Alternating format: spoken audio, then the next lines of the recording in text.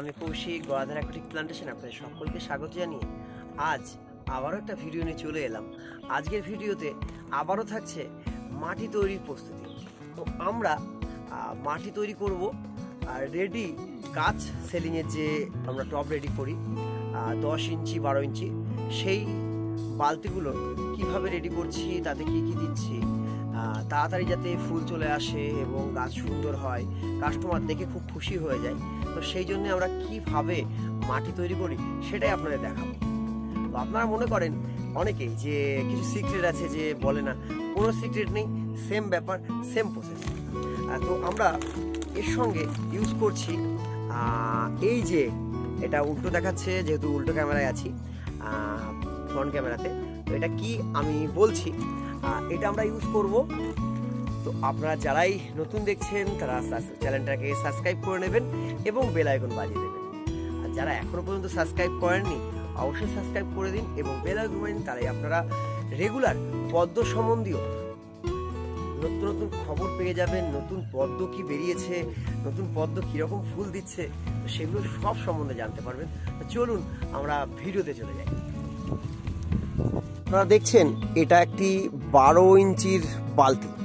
তো আমরা এই বালতিতেই রেডি পট করব সেলিংয়ের জন্যে। তো এতে আমরা কি কি দিচ্ছি, প্রথমত দিচ্ছি এর মধ্যে গোবর সার। দেখুন এর মধ্যে গোবর সার দেওয়া আছে, প্রতিটা বালতিতে গোবর সার দিয়ে নিয়েছি এবং তার মধ্যে আছে বনডাস্ট এবং শিংকুচি। এই যে দেখুন এর মধ্যে বনডাস্ট এবং শিংকুচি রয়েছে। তো আমরা 1 মুঠো এর মধ্যে বনডাস্ট শিংকুচি মিক্সড করে 1 মুঠো প্রতিটা বালতিতে দিয়ে নিয়েছি। এরপরে আমরা কি করব, এটা খুব ভালো একটা বলতে পারেন পদ্ম গাছের খাবার, ম্যাজিক গ্যানুয়াল, ড্রিম কোম্পানির। তো এর মধ্যে কি কি আছে দেখা যাক। তো এর মধ্যে আছে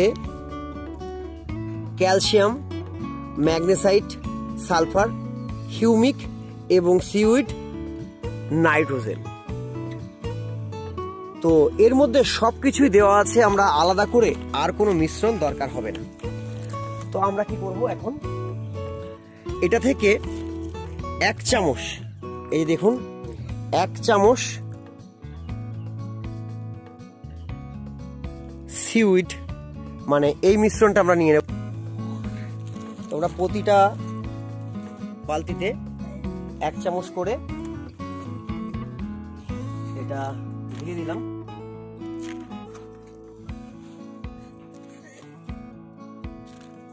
যাতে গাছ তাড়াতাড়ি গ্রো হয় এবং তাড়াতাড়ি রেডি হয়ে যাবে, তাড়াতাড়ি ফুল চলে আসবে এবং তাড়াতাড়ি আমি সেলিং করতে পারি। সেই জন্যে আমি আগেই সিউইড হিউমিক সব দিয়ে আমরা মাটি রেডি করে দিচ্ছি। তো 1 চামচ করে সব দেওয়া হয়ে গেল। এবার কি করব, এরপরে মাটি দেব। তো মোটামুটি সব কটায় দেওয়া হয়ে গেল। এবার এগুলোতে মাটি ভরে আমরা জল দিয়ে দেবো, তাহলে হয়ে গেল আমাদের মাটি রেডি। আজকে ভিজিয়ে রাখবো, কালকে গাছ বসিয়ে দেবো। তো দেখুন মাটি, আমার এখানে মাটিটা খুব সুন্দর। মাটি দিয়ে মিহি করতে হবে, ডাস্ট করতে হবে এরকম নয়, জাস্ট মাটি ধরা মাটি দিয়ে দিচ্ছি, উপর থেকে হালকা করে জল দিয়ে দেবো। সব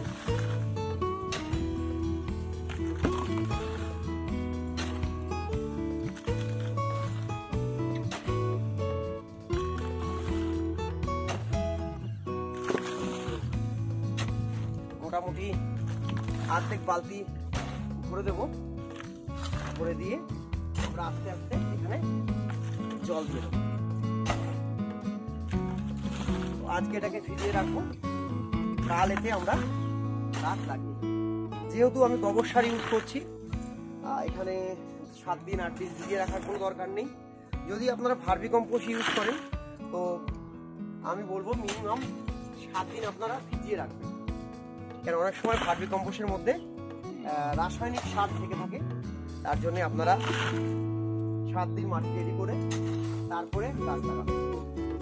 পারলে আরও কিছুদিন রাখবেন, তাহলে আরও ভালো। যদি 3-15 রাখতে পারেন তাহলে আরও সুন্দর।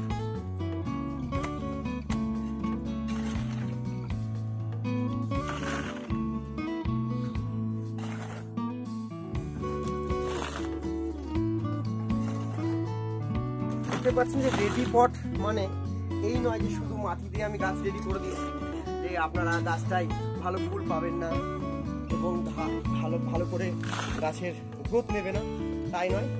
যেমন আমি বাড়িতে নিজের জন্য গাছ রেডি করি, তো রেডি পটও আমি সেইভাবেই তৈরি করি।